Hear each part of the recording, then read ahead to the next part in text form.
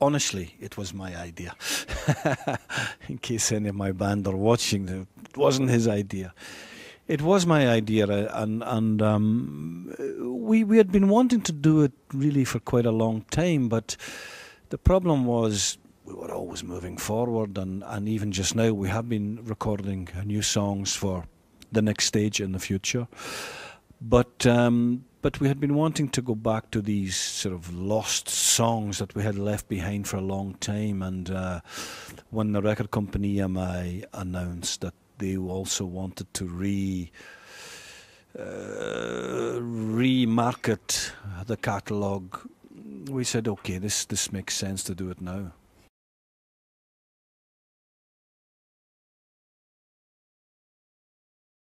I think that period of music now, I mean, the early 80s is really is getting the credit it deserves. And, you know, one of the things I think was great about that, the imagination was so rife within, talking about UK music anyway, you know, I mean, there had never been anything like The Cure before. There had never been anything like the Smiths before. There had never been anything like Joy Division and you know, our contemporaries, a magazine. And I think if Simple Minds, hopefully Simple Minds are also, you know, one of the bands of that generation. And you know, every generation has its leaders. And if, you know, Simple Minds and those early albums are part of that, then that would be a great compliment.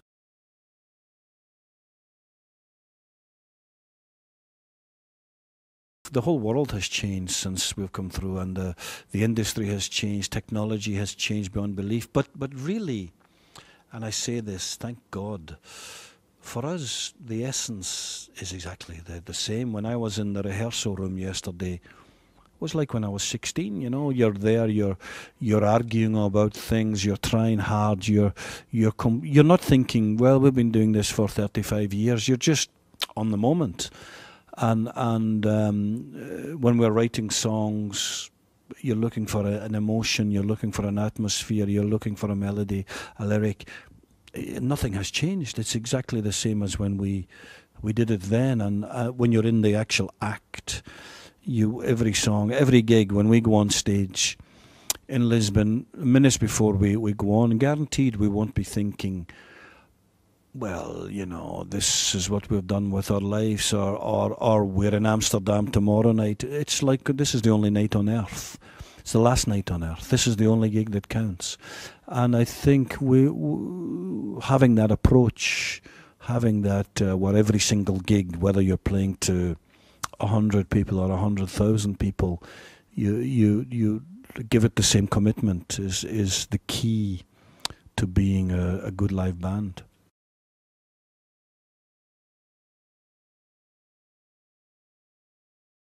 I mean, with every song, I mean, with every album, we feel that we are adding to the story. So in that sense, yes. And it's great just now because obviously working on this 5x5 tour and rehearsing for it's obviously an exercise in nostalgia.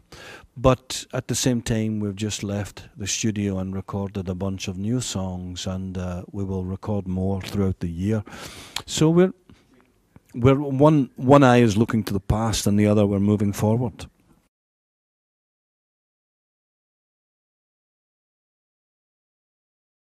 I think in some ways we're now being inspired by our past. In fact, people say, well, what's the influence on the new record? And we say, well, we're kind of interested in some of the approach that we did in those early years. What we do is we can, for every new album, we kind of wait. We collect about 25, 30 songs, ideas.